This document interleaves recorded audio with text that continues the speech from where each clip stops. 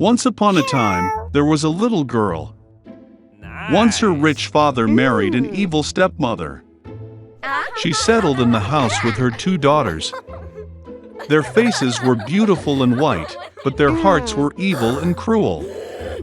And then came a difficult time for the poor girl. From morning until late in the evening, they forced her to do dirty work, carry water, heat the stove, cook food, wash dishes, and do laundry. And besides, the half-sisters did their best to upset her as much as possible. They mocked her, poured peas and wheat into the ashes, and she had to sit and pick them out. In the evening, when she was tired of work, she had to go to bed not in bed, but on the floor, next to the stove. And because she was always in ash, dust, and dirty, the sisters called her Cinderella. But then it happened one day that the king started a feast, which was supposed to last for 3 whole days, and called all the beautiful girls of the country to the holiday so that his son could choose a bride for himself.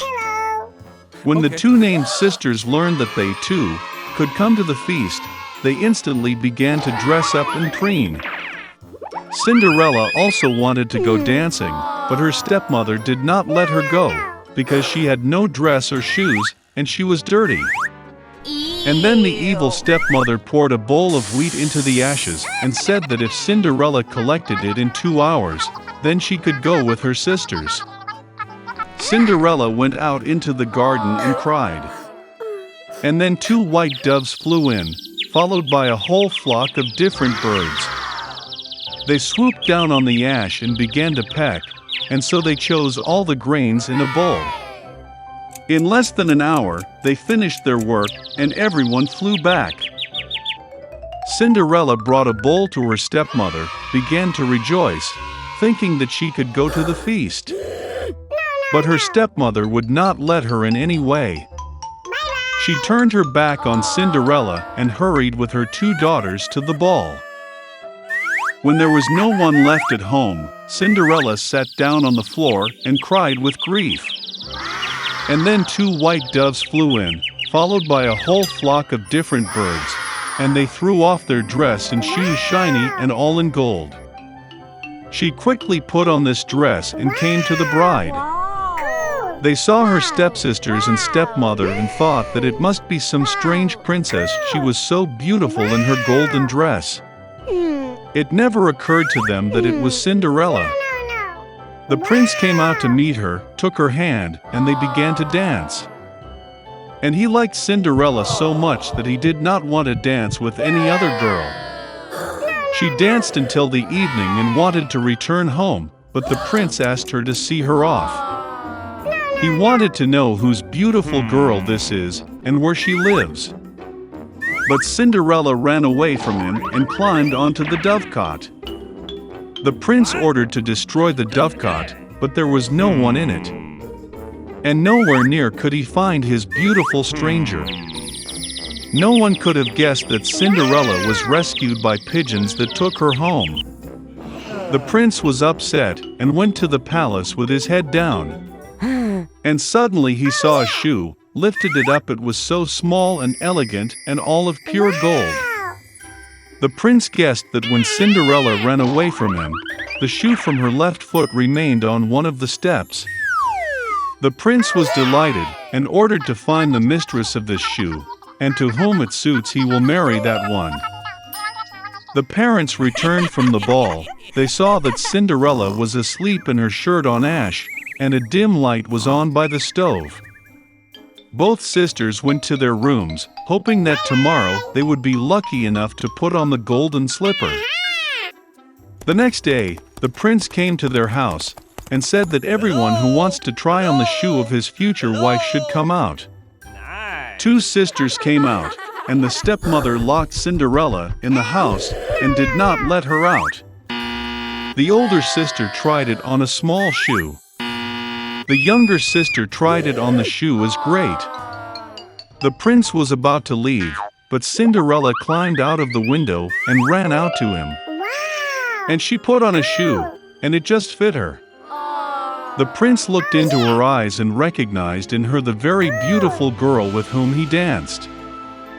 He took Cinderella, put her on a horse and rode off to play a wedding with her. And he ordered the sisters and stepmother to be locked in their house and never let them out of there. This is how they were punished for their malice and deceit. Once upon a time there was a prince in a distant land. It's time for him to get married. The king wanted his son to marry a real princess. The queen wished her son not just the daughter of the king and queen, but that she be gentle, intelligent, and graceful. And he himself wanted to follow the dictates of his heart. The prince went in search of the bride. After a few days of travel, he reached the nearest kingdom. The local king liked the polite and handsome prince. Nice. And he took him to his daughter. Okay. The princess was lovely. But after talking to her, the prince realized that she was very stupid, and there was nothing to even talk about with her. He apologized, said goodbye, and continued on his way. In the next kingdom, the king and queen were fascinated by the young prince and immediately invited him to meet their daughter. They took him to the dining room where the princess was dining. The young man greeted, but the girl did not even look at him. She was very passionate about her dinner. The prince thought the princess didn't care about him. Saying goodbye, he left this kingdom too. The prince traveled all over the world to find his beloved. After much trying, he lost all hope of finding a suitable bride. The king and queen were very concerned about this. Still, they were glad their son hadn't married the wrong girl. One night, a violent storm began. It rained like a bucket, lightning flashed and thunder rumbled. The prince could not sleep, watching the flashes of lightning and continuing to dream of his princess. Suddenly, there was a knock at the door. When the prince opened, a young girl was standing on the threshold. She was shaking violently as she was soaked all over in the rain. The poor girl was alone in the midst of all this raging bad weather, but even in the rain she seemed very sweet. She said that she was lost in the woods and asked to warm up inside the house. The prince took pity on the poor girl and let her into the house. He led her into the living room and sat her in front of the fireplace. The girl said that she is a princess from a distant kingdom. They were attacked and her parents sent her out of the castle with 2 soldiers. But during the storm, they were lost and the princess was left alone. It was hard for the queen to believe this, but she could not kick the girl out in such weather. When the prince entered the living room, she was already dressed in a dry and clean dress that the queen had given. She looked dazzling now. The prince could not believe his eyes. He fell in love. But at the behest of his father, he could not marry a girl if she is not a real princess. The queen realized that the prince had fallen in love. She reassured him and said that she knew how to find out if their guest was telling the truth or not. The queen went to the guest room, prepared for the young girl, and placed a small dry pea under her mattress. And on top, she ordered to put 6 more mattresses. Soon the girl went to sleep in her room. The next morning, everyone eagerly awaited the awakening of the princess. And when she woke up, the queen asked how she slept that night.